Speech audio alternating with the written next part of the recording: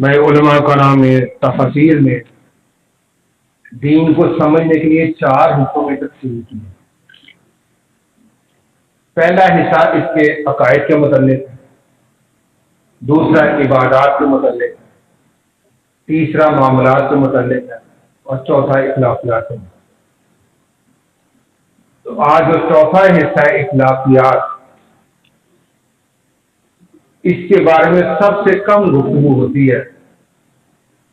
اور سب سے بڑی کمی جو ہے نا اس دائرے میں، اخلاقیات کے دائرے میں، یہ دین ہمارا دین اسلام اخلاقیات کے حوالے سے ہمیں کیا سکھلانا ہے، ہم نے اپنے اخلاق کیسے بہتر کرنے ہیں، اس کے بارے میں انشاءاللہ چند باتیں کریں گے۔ تو اس اخلاقیات کو سمجھنے کے لیے 2 حصوں میں سمجھ لیں، ایک ہے علمی اخلاقیات، ایک ہے عملی اخلاقیات۔ کہ علم کے لحاظ سے، جاننے کے لحاظ سے اخلاقیات، ہمارے اخلاق کیسی ہونی چاہیے، وہ سارے تو بہت لمبی گفتگو ہوئی، لیکن بنیادی بڑی بڑی جو باتیں ہیں وہ انشاءاللہ آپ کے سامنے رکھیں گے، تاکہ ان کو ہم سمجھیں اور پھر اس کے مطابق اصلاح کر کے اپنے آپ کو بعمل مسلمان بنائیں۔ پہلی اس حوالے سے جو بات ہے وہ یہ ہے کہ رسول اللہ صلی اللہ علیہ وسلم کی حدیث مبارکہ ہے، اور اس کا مفہوم یہ ہے کہ تمام مسلمان ایک جسم کی مانند ہیں۔ جسم کے ایک حصے میں تکلیف ہو تو سارا جسم اس تکلیف کو محسوس کرے۔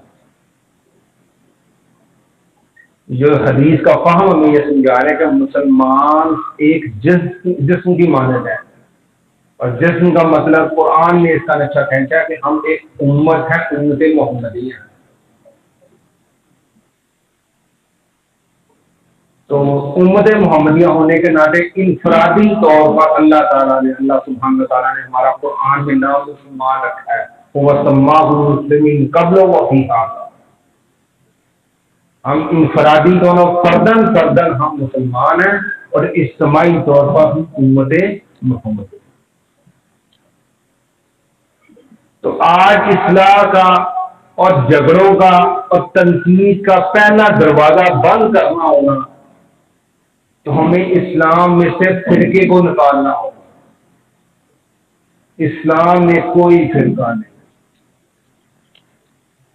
اسلام کہتے ہی اس کو ہے کہ جس دائرے میں لا الہ الا اللہ محمد رسول اللہ صلی اللہ علیہ وسلم پڑھ لیں تو اس دائرے میں داخل ہوگا، بندے کی اپنی مرضی چلنی بند ہو جاتی ہے۔ اور جو بندہ اپنی زندگی میں اپنی مرضی نہیں چلاتا، اللہ سبحانہ تعالیٰ کا حکم اور رسول اللہ صلی اللہ علیہ وسلم کے طریقے کو چلاتا ہے، کے مطابق زندگی گزارتا ہے، تو اس کا نام ہی مسلمان ہے۔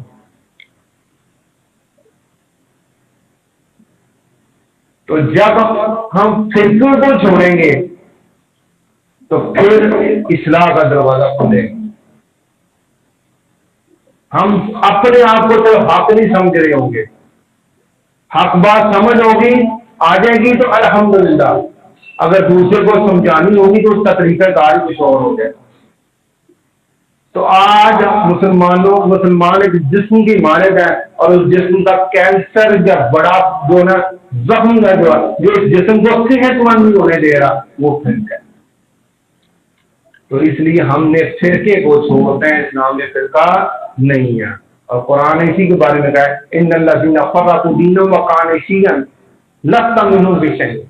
کہ وہ لوگ جنہوں نے جو ٹکڑے ٹکڑے ہو گئے، فرقہ باری میں پڑ گئے، آپ کا ان کے ساتھ تعلق ہی کوئی نہیں ہے۔ وَاعْتَصِمُوا بِحَبْلِ اللَّهِ جَمِيعًا وَلَا تَفَرَّقُوا،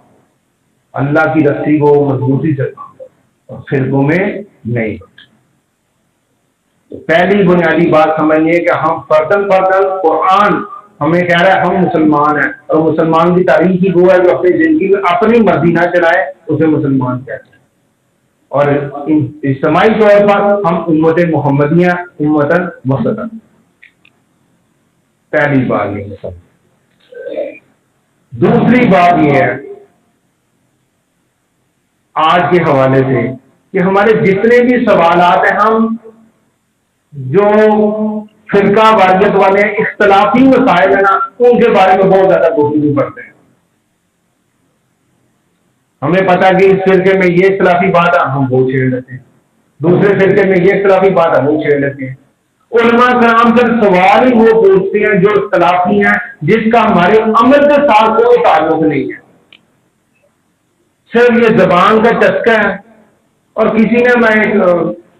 فیس بک پہ ایک عالم دین میں بڑے اچھے ان کی گفتگو سن رہا تھا، تو انہوں نے بڑا ایک بات کو سمجھانے کے لیے استعمال کیا، ان کا ہم چسکونے مسلمان ہیں، چسکے والے مسلمان ہیں، ہم بات ہی وہ پوچھتے ہیں جس میں ہمیں چسکا آتا ہے، ہمارے عمل کے ساتھ اس کا کوئی تعلق نہیں ہوتا۔ اور صحابہ کرام کی سنت کیا تھی، وہ یہ سوال کرتے یا رسول اللہ میں وہ عمل بتائیں کہ وہ عمل کر کے ہمیں جنت سے آپ کا پڑوس مل جائے، وہ عمل کی وہ خوب کرتے تھے، اپنے اعمال سے متعلقہ سوال کرتے تھے کہ یہ عمل بتائیں، یہ کیسے کرنا ہے، یہ عمل بتائیں، وہ ایسے سوالات کرتے ہی نہیں تھے جن کا ان کی ذات کے ساتھ تعلق نہیں ہوتا۔ تو آج ہم فرقہ واری کو پڑھ کے وہ سوالات کرتی ہیں جن کا ہمارے عمل کے ساتھ کوئی تعلق نہیں ہے، اور اس میں ہمیں بڑا مزہ آتا ہے، دو دو گھنٹے ویسے کرتے ہیں اور اس کا کوئی مقصد نہیں ہے۔ اور لیکن قرآن اس کے الٹ نقشہ کھینچ رہا ہے، وہ کہتے ہیں ایسی باتیں جو متشابہات ہیں، یا ایسی باتیں جو قرآن و حدیث میں کلیئر نہیں ہے، یا ان کے بارے میں خاموشی اختیار کی گئی ہے،